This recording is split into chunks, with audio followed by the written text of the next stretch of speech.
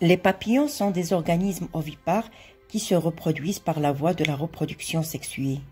Cette reproduction sexuée nécessite l'intervention d'une femelle qui produit les ovules qui sont les gamètes femelles et d'un mâle qui produit les spermatozoïdes qui sont les gamètes mâles.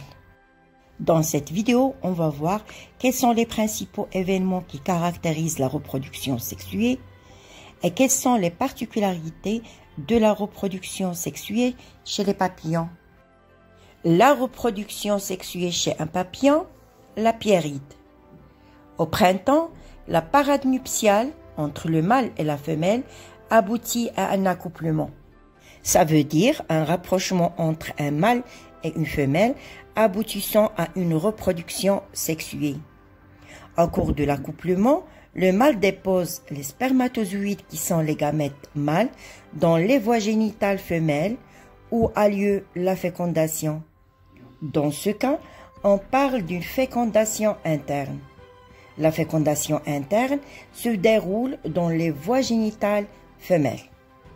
Au cours de la ponte, la femelle dépose les œufs sur les feuilles de chou. La ponte, c'est l'action de produire les œufs ou les ovules avant ou après la fécondation. Dans le cas des papillons, la ponte se fait après la fécondation. L'éclosion des œufs libère de jeunes larves qui ne ressemblent pas aux adultes et qui se nourrissent de feuilles de chou.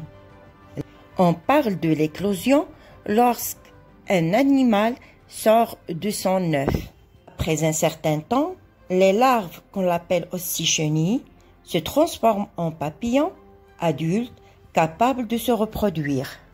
Le développement chez les papillons est un développement indirect, se caractérisant par un stade larvaire qui précède le stade adulte.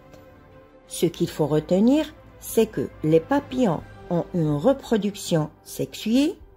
Ce sont des animaux ovipares à fécondation interne et à développement indirect.